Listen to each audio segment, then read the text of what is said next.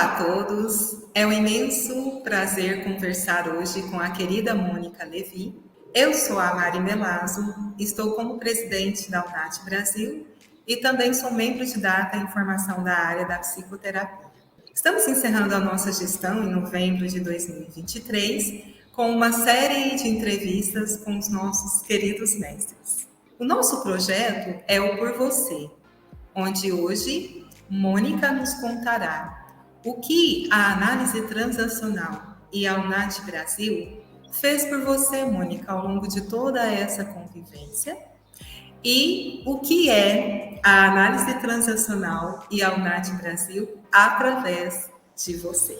Então, Mônica Levi é psicoterapeuta, didata clínica da UNAT Brasil e da Associação Latino-Americana, ALAT. É analista transacional certificada desde 1978. Credenciada como terapeuta, professora e supervisora em AT pelo CRP. Especialista em psicologia clínica e psicologia hospitalar pelo CRP. Mônica ocupou diversos cargos na diretoria da UNAT Brasil, foi presidente da Associação Paulista de AT e, atualmente, Mônica é diretora de docência da ALAT, autora de vários livros e de vários artigos publicados. Dentre os livros, Um Novo Começo, Como Superar uma Separação Sem Traumas e também diversos livros em espanhol. É coautora do livro Destruição e Resgate do Feminino no Homem e na Mulher. É com você, querida Mônica. Agradeço o convite tão gentil da Mary e gostaria de compartilhar com vocês uma história diferente. Como é que a análise transacional me encontrou? Eu não procurei. Verdade. Que legal, que bom, Mônica. Coisas importantes da minha vida acadêmica, profissional, vieram. É mágico aquilo. Não foi só com a AT. E eu estava no último ano da faculdade, já estudando psicanálise, fazendo terapia em psicanálise, porque na época era a linha, digamos, melhor que existia. Eu nunca tinha ouvido falar em AT. Sim. Aí veio uma colega e me falou, olha, vai ter um curso introdutório de análise transacional. Falei, o que é isso, tal? Mas, sabe, nessa época que você está se formando, você quer ver tudo, estudar tudo, né? É uma grande sede de conhecimentos, né, Mônica? Isso, necessidade, né? Necessidade, isso mesmo. E aí eu fui. Não fiquei muito entusiasmada no primeiro. Eu falei, parece um método muito norte-americano. E era mesmo, né? Sim.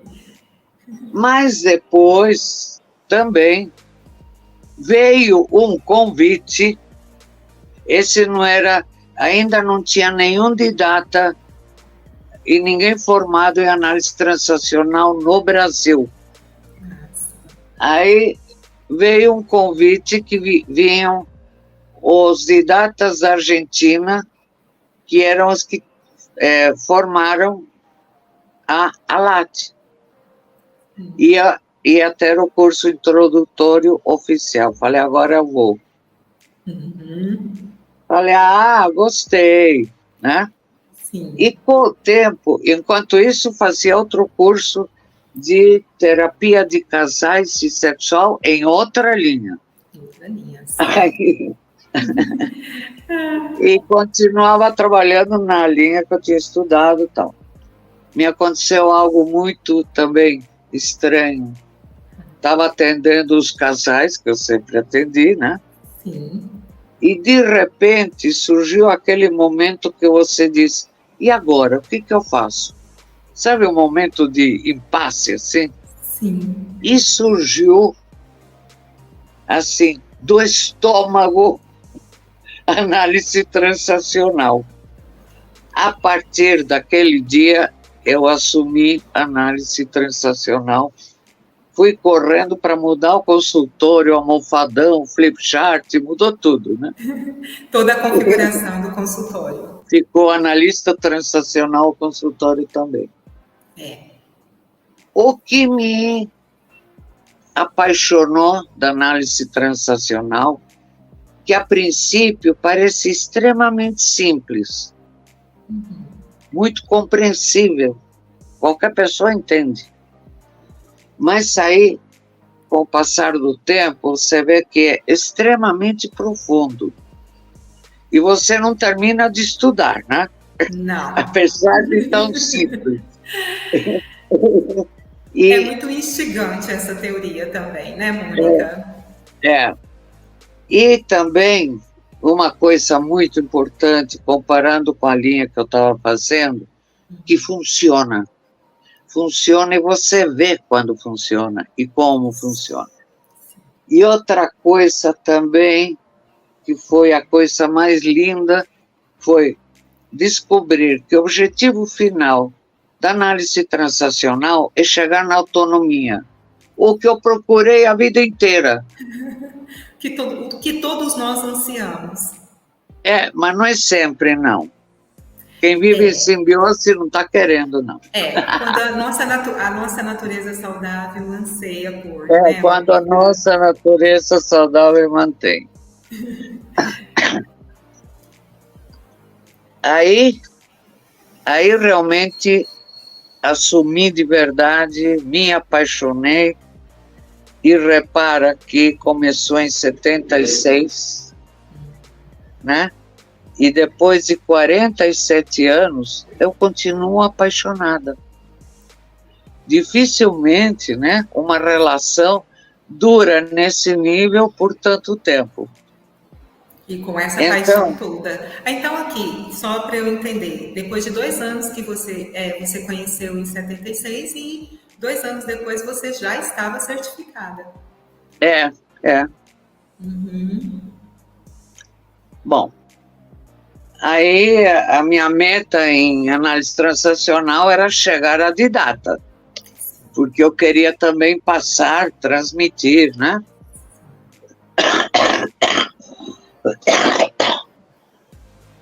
Não era muito fácil, porque não tinha didatas aqui. A UNAT não existia, né? Então tinha que esperar que eles venham da Argentina e tal. Inclusive para fazer o exame, né? Vinha, não vinha, sabe aquela coisa? Mudava a data, e era uma ansiedade incrível. Porém, tem outra coisa muito incrível que me aconteceu antes de conhecer a análise transacional. Lendo um livro, eu entendi o que era script, e não era de análise transacional, era um livro da Simone de Beauvoir. Até hoje me lembro. A Mulher Quebrada. E lendo esse livro, eu realmente clarifiquei aquele conceito de script, né? De decisões de vida e onde leva. Eu não sabia os nomes, só sabia como entendi como funcionava. E eu sabia que eu não queria isso para a minha vida, né? Aí conheci a análise transacional e vi que trabalhava o tal do script. Falei, opa, aleluia. Aliás, tudo que eu quero. É o instrumento que mais me fascina em análise transacional, é o script. Eu gosto muitíssimo. E há possibilidade de redecidir, que é lindo. Que é o mais importante. É o mais importante, não adianta nada saber, né? A consciência é o primeiro passo, né, Mônica? Mas saber É, que a gente é. tem caminhos para a gente poder chegar Mas até a nossa isso te autonomia. dá uma luz no final do túnel. Sim, Então, a teoria da análise transacional eu chamo de otimista, sim. né? Tira o negócio de destino, sorte e azar, né? A gente percebe como é montado e como pode remontar, digamos, né? Redecidir. Super legal. Então, a minha primeira analista que eu digo foi a Simone de Beauvoir. Depois, quando eu encontrei a análise transacional, que eu vi, era isso que eu queria e procurava, né? Por aí. Logicamente, quando eu comecei meio que junto com a Latte. Eu sou o segundo grupo formado no Brasil, de AT, né? E depois foi fundada a UNAT, né? E participo desde o comecinho. No começo, eu fui muito ativa na UNAT. Como você falou, ocupei diversos cargos e em todas as reuniões, eu tive todos os cargos, menos a presidência. E em todas as reuniões não faltava nenhum congresso, eu fazia tudo. Super ativa. Hã? Super É, ativa, super presente. assim, é, porque era uma causa que eu acreditava, né? Que valia a pena, é isso. Se não, não, né? Senão não. Nesse tempo, fiz muitos amigos e colegas dentro da UNAT e tal. Com o passar do tempo, as coisas foram evolucionando, a UNAT cresceu. Hoje é uma associação que realmente funciona, né? E está indo em frente, e funcionando, e organizada, etc. Só que eu percebi que já não era muito meu tempo de estar lá trabalhando, que era a época de deixar a nova geração fazer esse caminho. E foi o que eu fiz, né? Só que fui abrir novos caminhos na Latte, porque também estava precisando. Então, comecei com a nova presidência, a nova diretoria, no triênio passado, e já fui eleita diretora de docência, lembra, né, que escrevi para você e tal. E este triênio fui convidada fortemente para continuar. Então, estou pela segunda vez na docência. Uma diretoria, Então, diga-se de passagem, com muito trabalho, né, Mônica? extremo trabalho. É a que dá mais trabalho. Sim. Que eu já estive na de ética, na científica, é outra coisa. Tudo bem. Mas é a base para uma associação. Sem isso, não vai funcionar. Ok?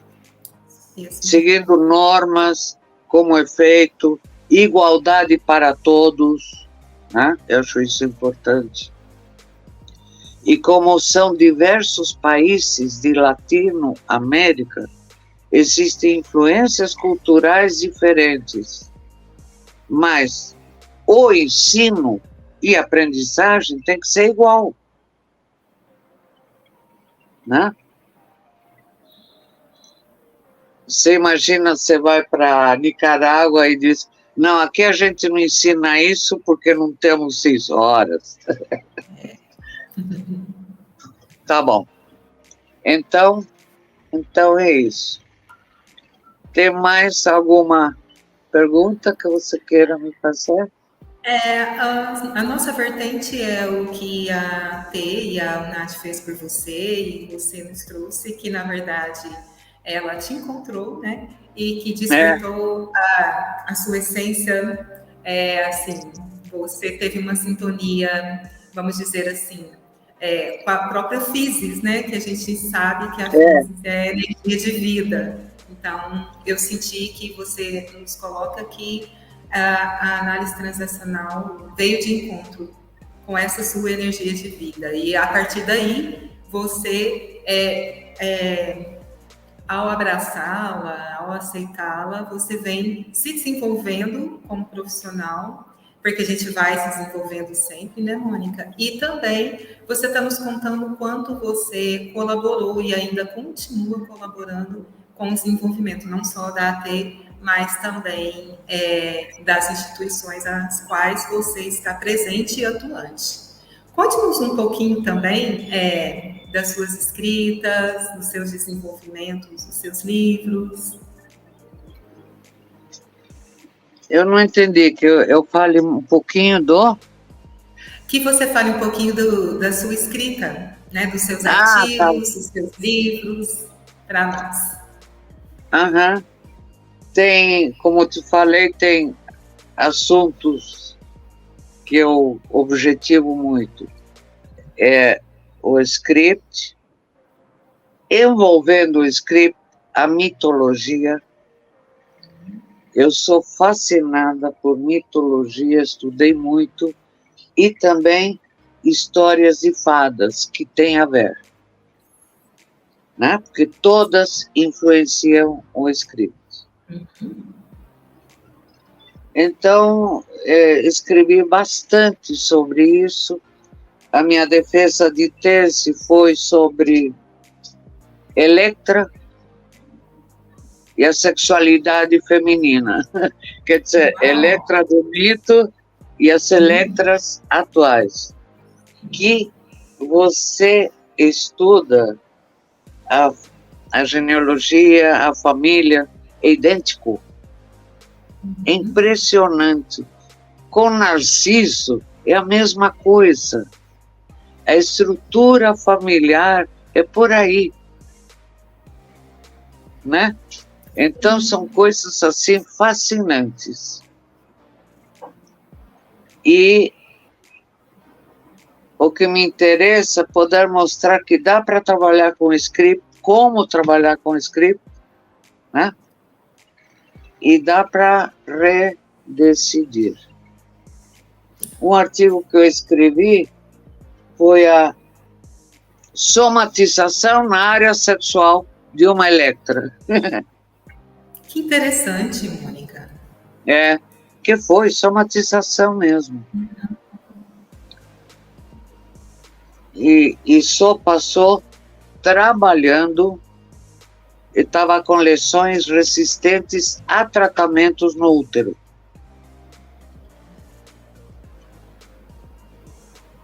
E aí eu me questionei, né?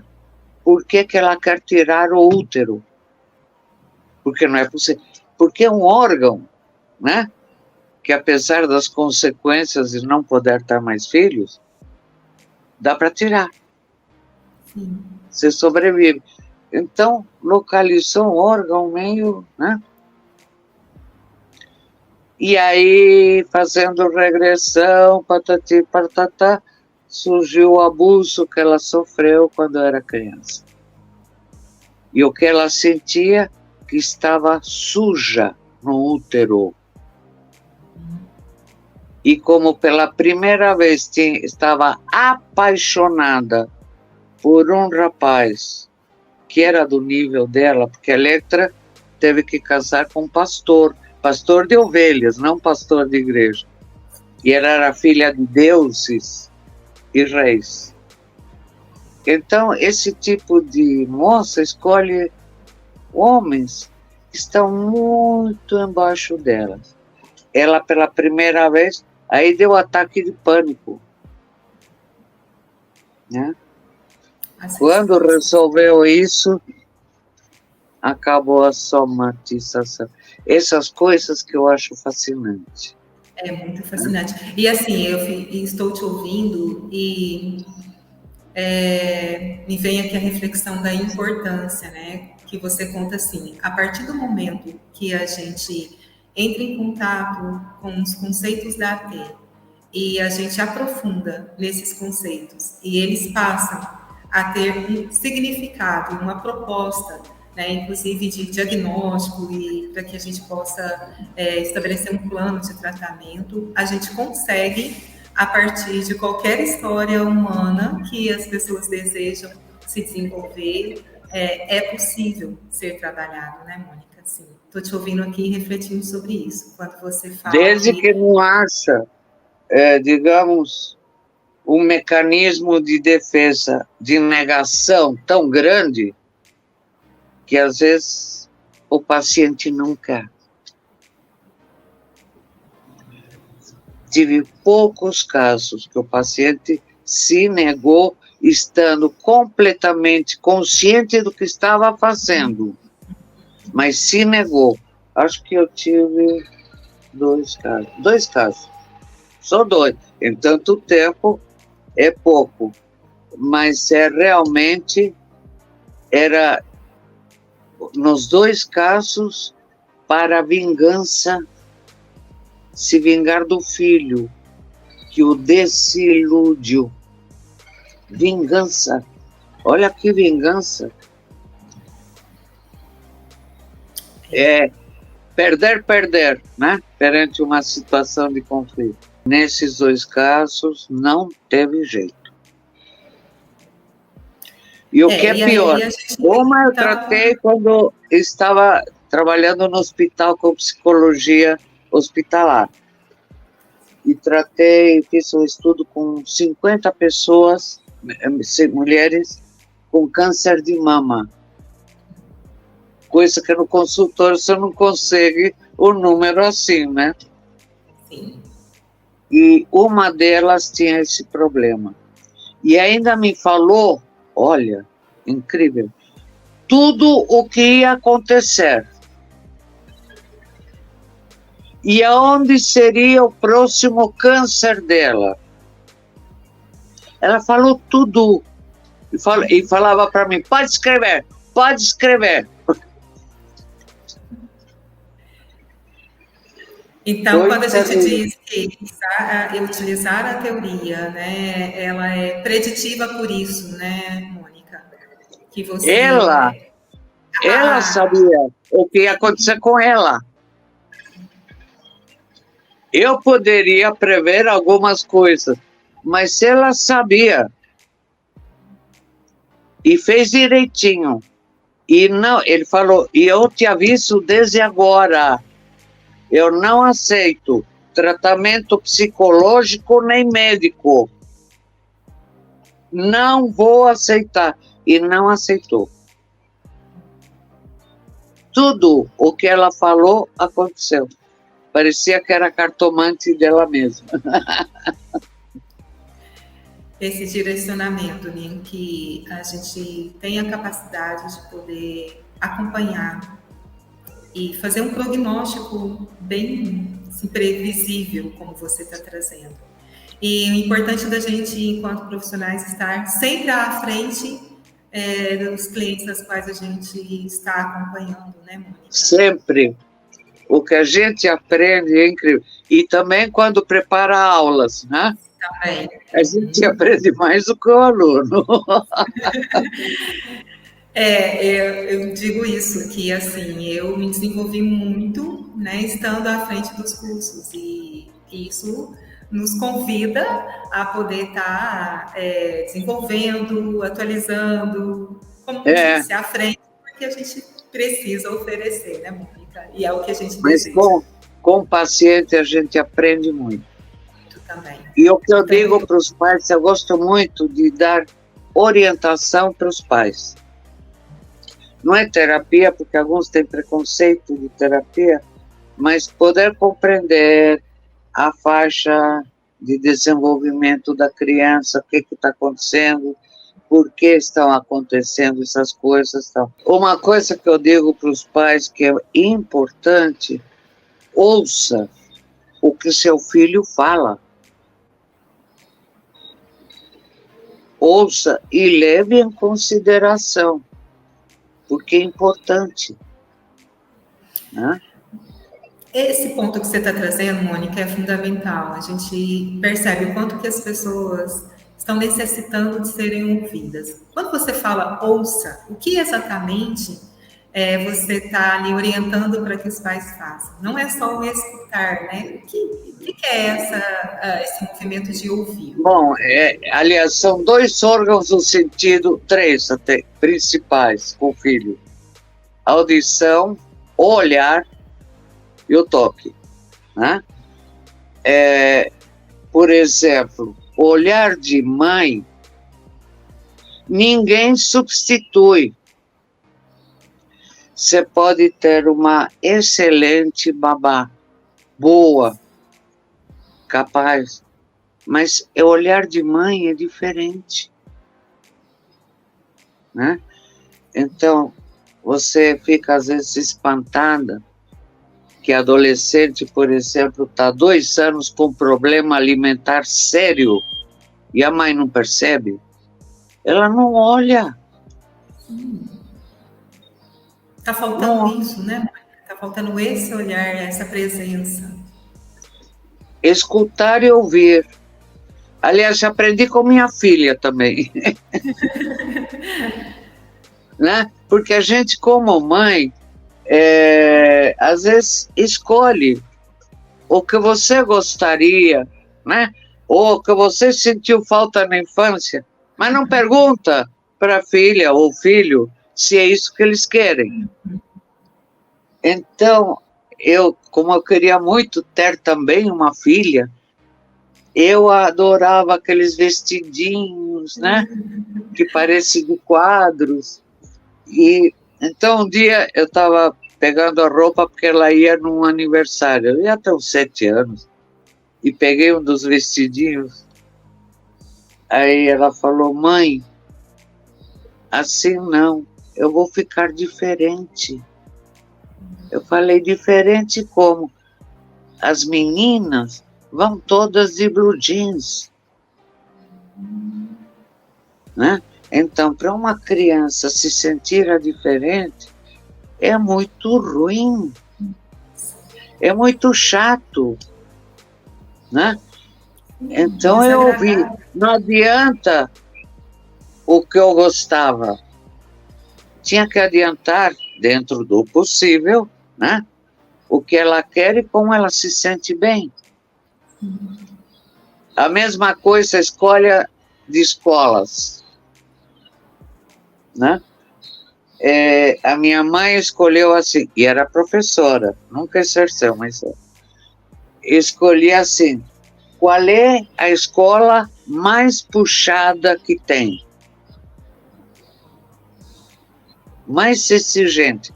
Aí a gente ia lá. E tinha algumas escolas que eu detestei, mas gostava. Nunca deixei de gostar de ir na escola. Não gostava do jeito da escola, mas se eu gostava da escola, eu gostava de... Aí, quando foi a vez dos meus filhos, falei: era tudo rígido. Eu vou me baldar, né? Encontrei uma escola que era assim: entra na aula se quer. Se pintavam daqui até a unha do pé. Sabe, tudo assim? Liberdade total. E eu achei o máximo, eu falei: ai, que delícia. Aí, meu filho, que já era 220 volts, né? Um dia eu entro no quarto, ele está pendurado do lustre, brincando de Tarzan. E cada vez que ele batia em algum lugar, na prateleira, batia e caía tudo. E ele, né? Aí eu falei: eu estou educando um selvagem e eu não vivo na selva, né? Naquela escola, claro, se podia tudo lá, tinha que poder tudo em casa. Ele fez essa analogia. Pois é. Aí também procurei outro tipo de escola, que era assim, podia, mas também não podia tudo.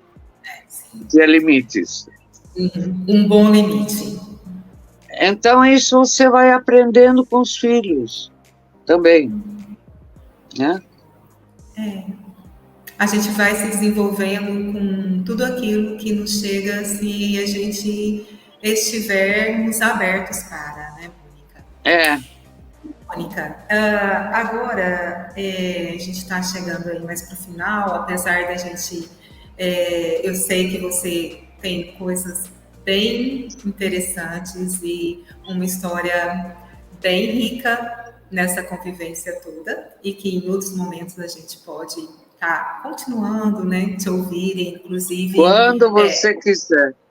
Sempre que acontecem uns eventos, seja fórum ou Combrate, a gente tem a grata oportunidade e experiência de estar com você, né? Então, eu gostaria que você, agora nesse momento, deixasse aí para a nossa audiência, para todas as pessoas que estão nos ouvindo, né, e que vão continuar te vendo aqui e degustando um pouco da sua história, porque aqui você trouxe um pouco e tem muitas coisas aí. Né? É longa, é longa. Então, é bem longa. Que tal você deixar aqui uma mensagem, o que você quiser, na verdade, para toda a nossa comunidade? Eu deixo a mensagem que vocês que estão no caminho da análise transacional continuem, porque pode levar a coisas extremamente boas.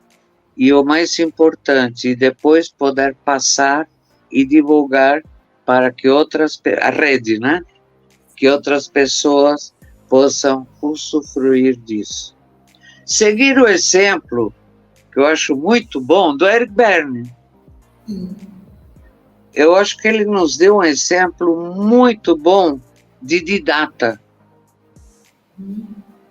Porque não tinha jogos de poder, incentivava os alunos, discípulos dele, a crescer mesmo, a escrever, a publicar, e a prova disso, que discípulos dele ainda estão aí trabalhando, famosos mundialmente, com literatura publicada, né? O que o Berne mostrou que ele não tinha, não me supere. Não fez jogos de poder. Não tinha panelinha. Então, é um exemplo que a gente não pode esquecer. É importantíssimo seguir essa linha. Claro que mudou a ciência, surgiram coisas novas, né? Em um congresso, eu fiz a defesa de Eric Berne, porque tinha assim, um monte de críticas de terapeutas atuais da ITA, né? Porque o Berne não se aprofundou na neurologia. No tempo dele tinha muito pouco, não tinha o que tem hoje. E também ele usou brilhantemente uma coisa que tinha, que eram as gravações parentais. Foi brilhante usando isso. Quer dizer, não pode falar que não aproveitou. Aproveitou sim. E o que a gente vê? A gente vê que hoje estudos dentro da neurociência atual estão comprovando a teoria de Eric Berne, né, Mônica? E isso eu penso que justifica aquilo que você falou. Aí o nosso amor permanece. A gente se encanta, a gente se apaixona no início, como acontece com a grande maioria que conhece, que vem ter contato com a análise transacional, e a gente vai vendo o quanto ela é profunda, o quanto ela é eficaz e o quanto, como eu disse, está sendo cada vez mais confirmada, ampliada pelos estudos recentes. Então, assim, só orgulho, né, Mônica? A minha proposta, ampliar até, tudo bem. Não sou contra de jeito nenhum. Porém, não sair do objetivo principal, não sair da linha que o Bernie mostrou com sua atitude. Isso é importantíssimo, senão uma associação se desmancha. Ok? Eu te agradeço imensamente e as pessoas que se interessarem pelos seus livros, elas podem entrar em contato com você, Mônica? Podem entrar.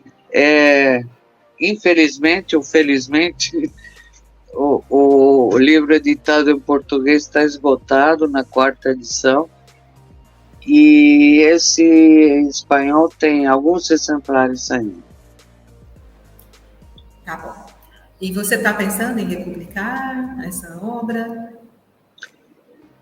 Eu ainda estou pensando, mas precisa terminar um outro contrato que tinha para poder relançar. Eu gostaria de relançar em e-book. Ok.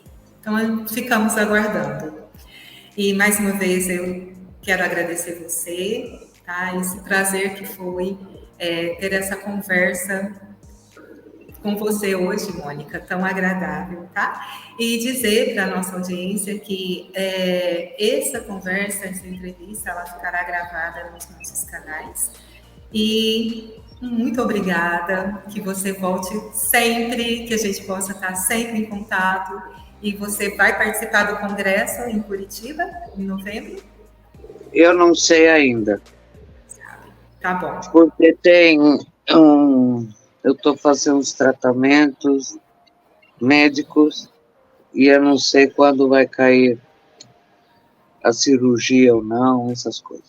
Você ainda está definindo. Então, muito obrigada. Tá? Um beijo. Obrigada a você pelo convite. E foi uma delícia estar aqui com você. Gratidão. Onde que a gente pode assistir o vídeo? A gente vai estar inserindo no YouTube e, dependendo do tamanho, se a gente vai fazer algumas chamadas no Instagram também. Mas aí, assim que ele tiver editado, tudo certinho, eu passo para você. Em primeiro lugar, para você ver se você gostou, se está tudo certo, se você quer fazer alguma mudança. Tá bom, Mônica? Pode, que nem no script, pode redecidir. Tudo pode, Mônica, tudo. Nada é gravado na pedra. Gratidão, Mônica.